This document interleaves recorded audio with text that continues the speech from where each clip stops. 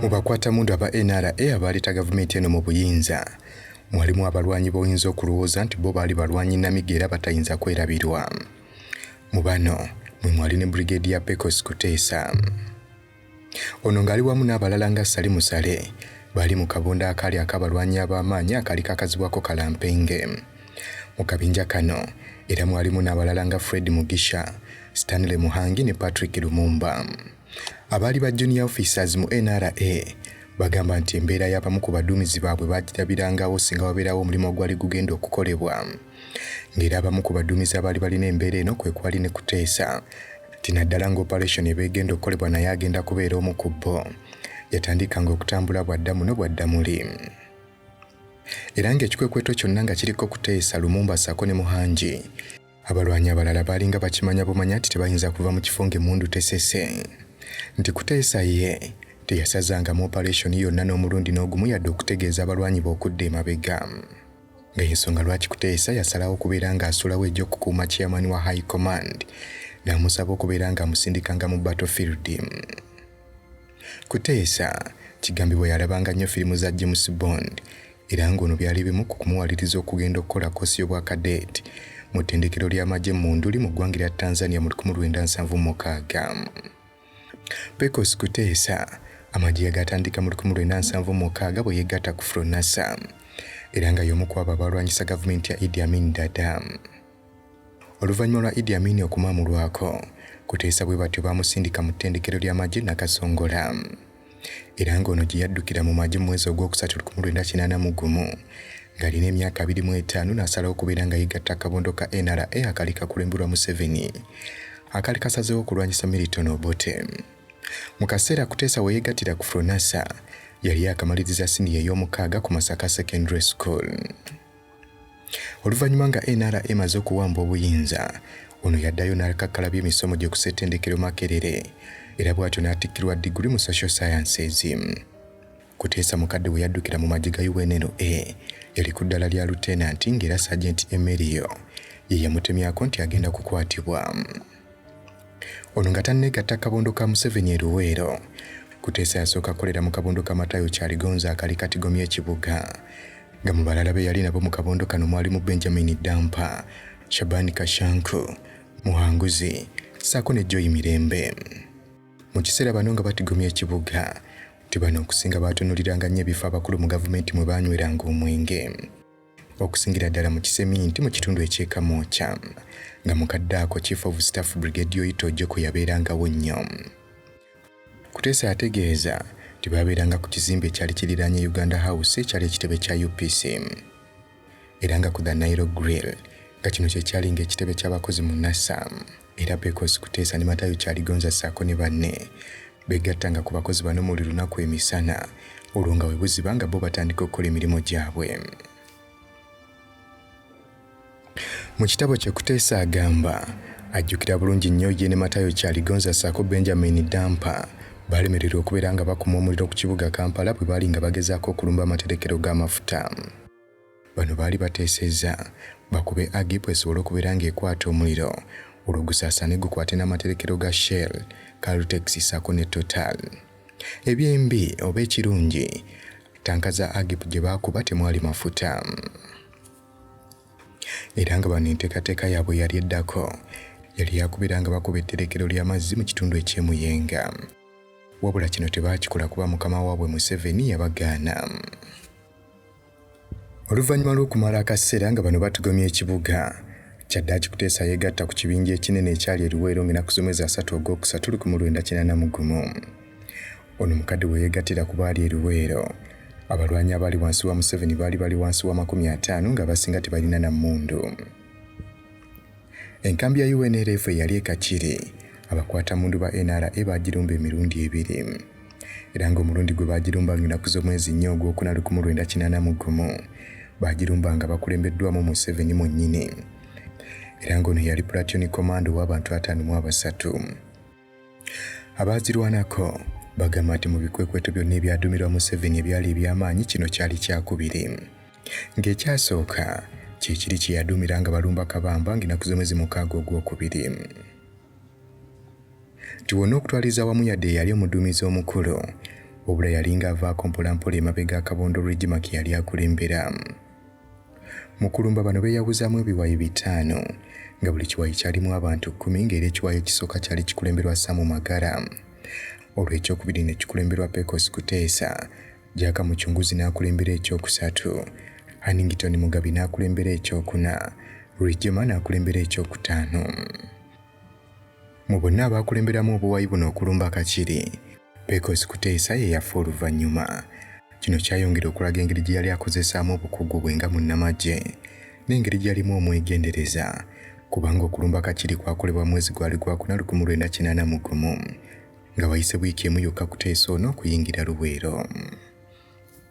Abamu ku bannamagye Pecos Kutesa be yakulembera mu kabondo ke mwe mwali ne Paul Kagame, omukulembeze w'eggwanga eryalwanda kati. Era mu kikwekweto kino eky'Ekakiri, ekikwekweto kino kyatambulira ddala bulungi kubanga NRA yasobola okuwamba emmundu 50. Abaazirwanako bagamba nti ekiro ekyaddako nga bamaze okulumba Kakiri, abamu ku bayeekera ba NRA beemulula ne bayingira Bukomero, ng'eno battayo kansala wa UPC owa disitulikiti y'e Mubende. Bwe baamala omutta, bano badduka ne pikipiki ye gye baali baagala okukozesa okutambuza ebyokulwanyisa bye baali bawambye. Amagye ga UNLA ssaako n'aba Tanzania baasobola okulondoola ka pikipiki kano era oluvannyuma ne bagwa mu nkambi y'abayeekera gye baali beekwese. Bwe batya aba UNLA ne batirimbula abakwata mmundu ekyabawuliriza okubeera nga bano badduka ne baleka n'emmundu zaabwe emabega, teekako ne bannaabwe abaali battiddwa. Omu ku baazirwanako yategeeza nti tebaaleka bulesi mmundu ze baali bawambye wabula n'ezaabwe bennyini baasobola okuzirekayo.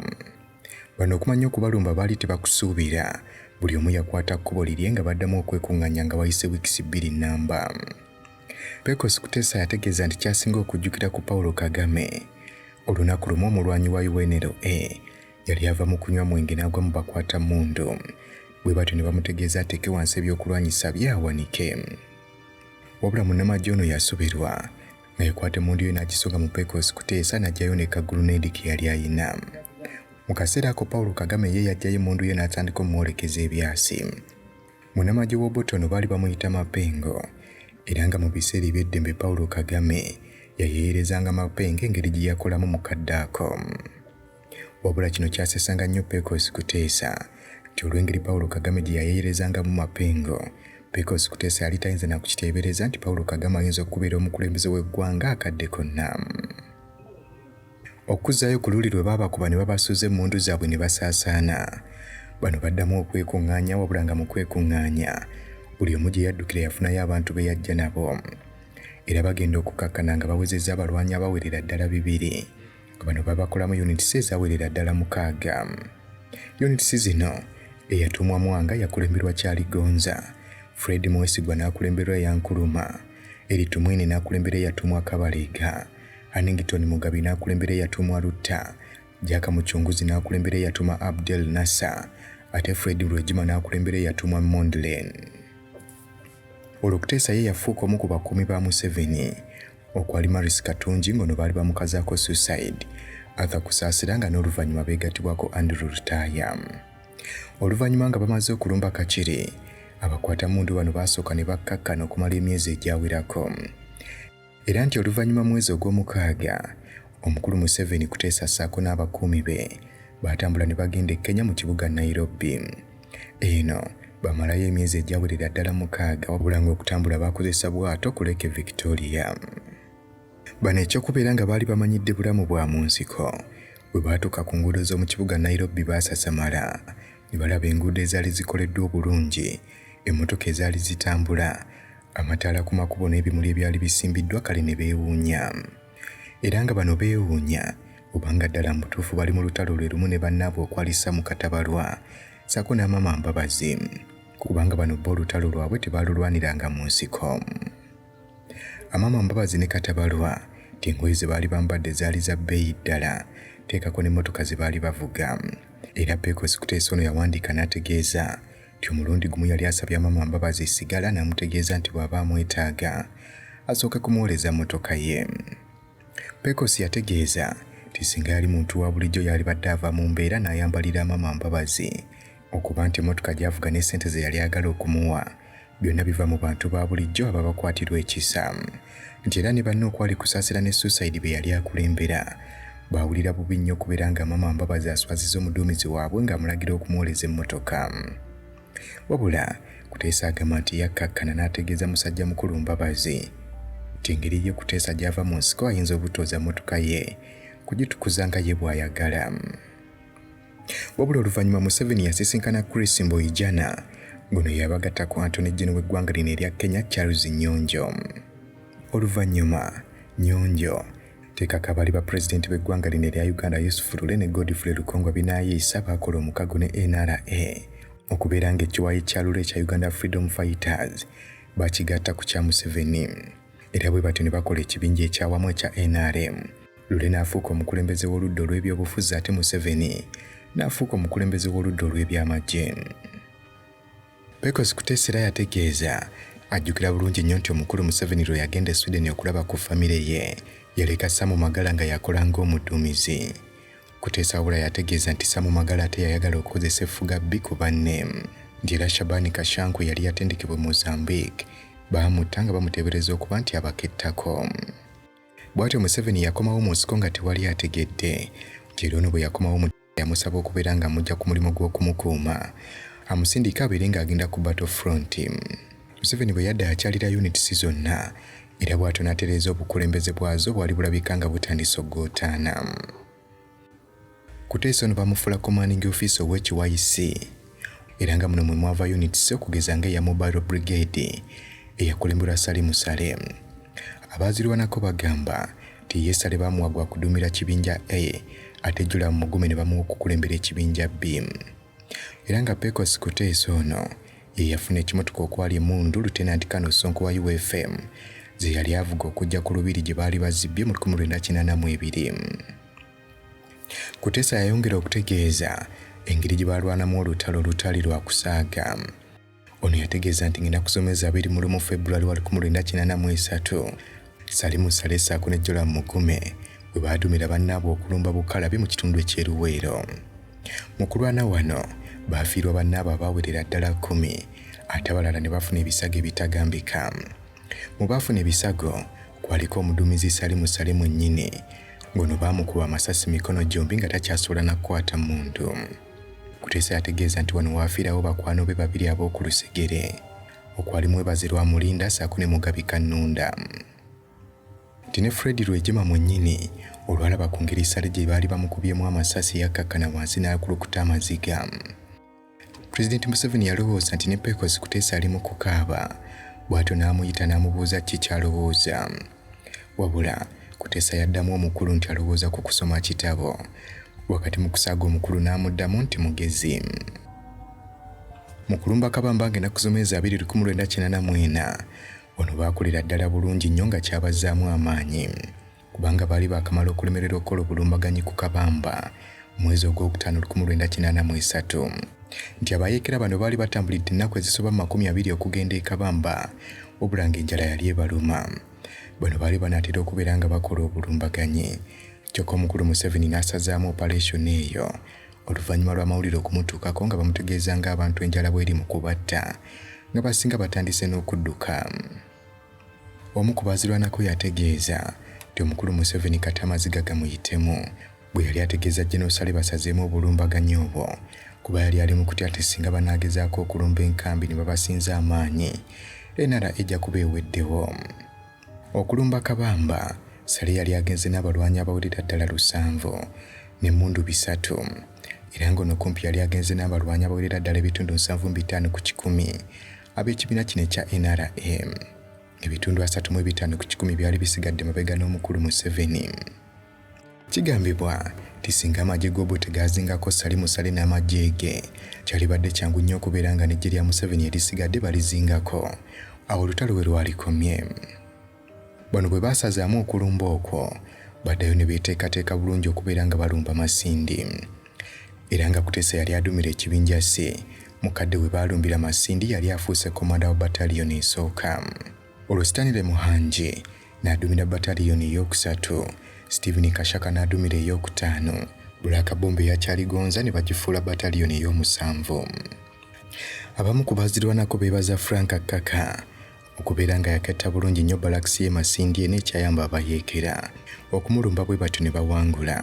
Kyokka abamu ku baazirwanako bagamba nti Kutesa yasinga okukola omulimu ogw'amaanyi.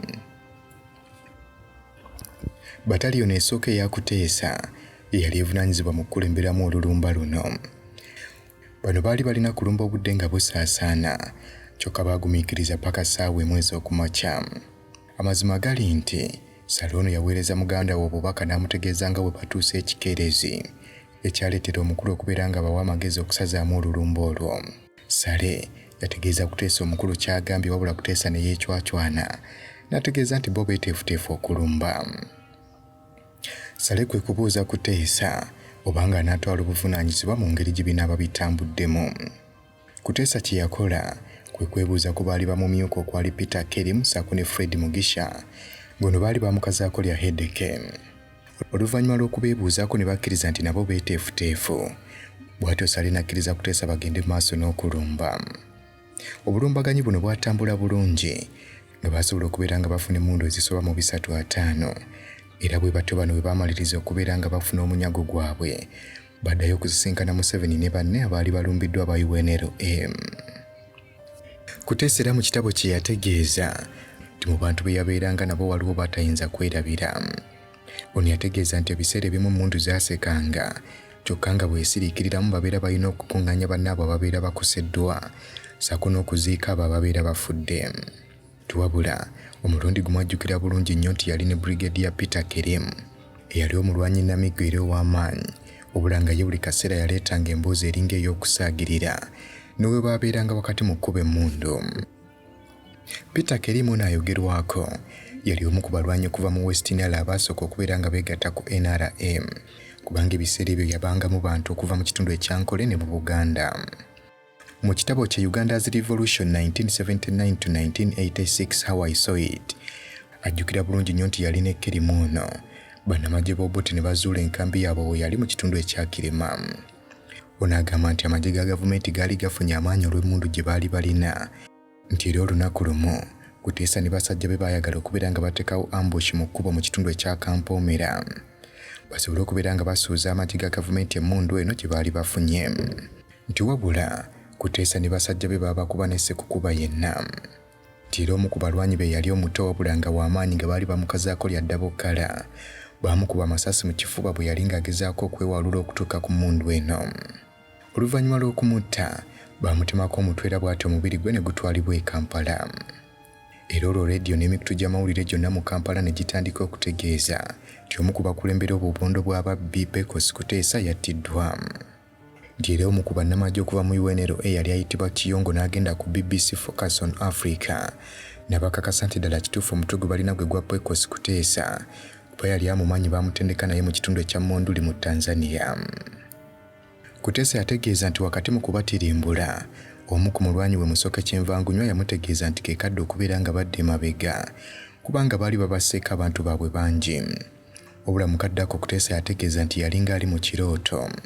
Musoke kye yakola kwe kubeera nga Kutesa amusika lwampaka okubeera nga amujja mu ddwaniro, wabula nga ye Kutesa yali awulira ayagala basigale nga bakyalwana kubanga yali alabye ab'amagye ga gavumenti nga banyunyula engugu zaabwe nga n'emmundu gye baali bakozesa okutirimbula ba Kutesa balinga abagireka emabega. Musoke yamutegeeza nti kekadde okubeera nga nabo badde emabega kubanga abantu baabwe bangi babasse. Kutesa bw'awulira Musoke ng'ali mu mugamba omuwendo gw'abantu baabwe abafudde, kwe kudda engulu era bw'atyo n'agoberera amagezi ga Musoke. Kutesa yategeeza yali agenze n'abalwanyi abasoba mu 9 kyokka bagenda okukkakkana ng'asigaze abalwanyi 15 bokka, nga muno mwe mwali ne second in command we Peter Kerim, teekako n'omulala eyali alumiziddwa. Sergeant Geoffrey Mukasa yali akubiddwa ng'omukono gwe gwonna gusesebbuddwa. Bano nga basazeewo okubeera nga badde emabega, Namutikwa w'enkuba yafudde Mbanese kufudde emba yenna, era wakati mu kwekumaakuma Peter Kerim kyava abuuza Pecos Kutesa kiki bagenda okwogera nti amagye gaabwe gye galaze. Kutesa yategeeza nti Kerim yalinga ali mu kumusoomooza, wabula amazima gaali nti baakimubuuza okubeera nga badde engulu bateeketeeke bulungi. Nga bayekera tebannaba kuwamba Kampala, baasooka kubeera nga baddamu okwetereeza Museveni bwe yakomawo, okuva gye yali agenze nga mazeeyo emyezi 6 nga yali agenze kunoonya bikozesebwa mu kulwanyisa. Kutesa yasigala nga ye muduumizi wa bataliyoni esooka, kyokka operation officer we Fred Mugisha n'afuuka omumyuka we. Ate yali omumyuka we Peter Kerim ye yalondebwa okubeera nga akulembera bataliyoni empya eya 21 yali etondeddwawo. Kutesa yali ku sayidi emu ey'olutindo Katonga, ate bataliyoni ey'okutaano ya Ahmed Kashiringi n'ebeera ku ludda olulala. Mu kaseera ako Stephen Kashaka yali omuduumizi wa bataliyoni ey'okutaano, kyokka oluvannyuma lw'okulwala ne bagirekera omumyuka we. Amazima gali nti ne Kutesa ono baamuwa emirimu emirala egy'okkola, bataliyoni ye esooka n'agirekera Fred Mugisha nga yagikulembera. Abakwatamundu bwe baamala okuwangula olutalo lw'oku Katonga, bataliyoni eno yeeyongera okulumba Kampala ku luguudo lwa Masaka. Waliwo okuyimirira mu kaawo mu kaseera bwe baaliwo okwogerezeganya mu kibuga Nairobi, wabula oluvannyuma Kutesa bataliyoni ye yeeyongera okubeera ng'esembera mu maaso, era bwe batyo ne bawamba balakisi y'okulubiri. Oluvannyuma lwa Kampala okuba nga awambiddwa, Kutesa ono yasindikibwa ejjinja ng'ali wamu ne Kyaligonza. Mukadde Kampala ng'awambibwa, Kutesa yali omu ku basenior NRA officers 15 abaali baliwo, era nga ku bano kwaliko Ivan Koreta, Mugisha Muntu, Joramu Mugume, Kahindo Tafiire ne Jimu Muhwezi. Abalala kwaliko Peter Kerim, Andrew Rutaya, Amin Izaruko, Julius Chanda, Fred Mosije, Jagenda Kibirango, Ahmed Kashiringi ne Samson Mande.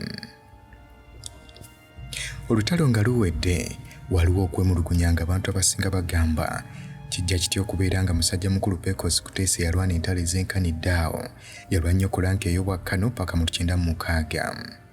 Ono okumwongera lanka n'afuuka brigadier gwali mwaka gwa 2006 ng'eggwanga lyolekera kalulu. Mu kaseera Kutesa we yabeerera Kano, Alonda Nyakairima yali captain nga ze ranka 2 Kutesa ze yali amusingako. Wabula mwaka gwa 2009 we gwatuukira, Nyakairima yali asinga Kutesa ranks 2. Abamu ku bazirwanako baategeeza tikirabika Kutesa yali atandise okuchalenjinga bakama be, ekintu omukulu kye yali tayagalirako ddala oluvannyuma lw'okuwamba obuyinza. Era nga Kutesa ono akaseera kaatuuka n'asaba n'okusaba ave mu magye, obula nga kigambibwa nti kino yali takikoze mu mutima mulungi. Tuwabula okusaba kwe kwagaanibwa. Okuzzaayo nga bamaze okuwamba obuyinza, Kutesa ono bamufuula commanding officer wa brigade y'e157, era ng'eno yali evunaanyizibwa mu kulondoola embeera mu Kampala bw'eyimiridde n'ejjinja. Wabula oluvannyuma ono baamukyusa ne bamutwala eggulu okulembera brigade y'e163 eyali eri mu kulwanyisa Alice Lakwena, era eyalwanyisa Kony oluvannyuma. Kigambibwa nti bwe yali mu kitundu ekyakyole, Kutesa ono yayogereranga bubi abakyoli n'abalang'o, ekyamuleetera abamu ku bakulembeze naddala bannabyabufuzi mu kitundu ekyo okumukyawa. Olw'ensonga ezitaategeerekeka, ono baamuggyayo eggulu era mu 1990 ne bamutwala okubeera nga addamu okusoma. Ono bwe yakomawo ng'amaze okusoma, baamulonda okubeera nga yakulira enteekateeka z'okutendeka ssaako n'okuyingiza abantu mu magye. Mu 1994 ono yalondebwa nga delegate mu Constituent Assembly okukiikirira abantu ba Kabula. Oluvannyuma lwa ssemateeka okuba ng'ebagiddwa mu 1995, ono tebaddamu kubeera nga bamuwa emirimu, era nga ky'ekiseera kye yafuna okubeera nga awandiika ekitabo kye omukulembeze w'eggwanga kye yalonkinga mu February 2006. Kutesa y'omu ku bakulu mu magye abalwana ne bakyala baabwe mu lutalo, era nga mukyala we Dola yamuzaalira omwana asooka nga bali mu nsiko. Dola mukadde we yazaalira omwana we yasooka bali mu nkambi y'Ebulemeezi wabula nga balumbiddwa basajja ba Milton Obote. Waliwo nkacyankala era nga buli omu ali mu kudduka gy'asanze nga bamu ku bannamagye bakwatamu ebisinga okubeera eby'omugaso. Era nga Jovia Sale kazini wa Dola ye yakwata omutwe gwe baali baakazaala nga yamuwa maama we oluvannyuma, kubanga mukadde ak'okudduka buli omu yali akutte ekkubo lirye. Kutesa ye mukadde ako yali mu kitundu ekya Goma, era amawulire ag'okubeera nti afuuse taata gye gaamusanga. Kutesa yali teekataakidde bidde yali yeereka atyo, era ng'ono omwenge gwatuka n'okwonoona ekibumba kye, nga mu ddwaliro India baamulabula okubeera ng'ava ku mwenge kyokka, ye muli yali awuliranga bano bali mu kumulemesa obulemesa. Kutesa niwe baamugobera ku mulimu gwe yali akola ne bamuteeka akatebe okumala ekiseera ekiwera. Agamba mu kusooka yali alabanga gwe basindiikiriza, kyokka oluvannyuma yakitegeera n'ategeeza nti kino baakikola okubeera ng'obulamu bwe babuwa akadde akawummula. Yatuuka okufa ng'ategedde akabi akali mu mwenge, era n'ategeeza nti abantu abakyawa omuntu yenna olw'okutandika okunywa omwenge be babeera bakwano ba abaddala, nti kyokka abo baba beefuula mikwano gye era bakusendasenda okunywa be babeera balabe bo nnamba emu. Lieutenant General Pecos Kutesa yafa ng'ennaku ssomezi 17 Agasiti 2021 era ng'ono ennamba ye ey'amagye yali RO 026.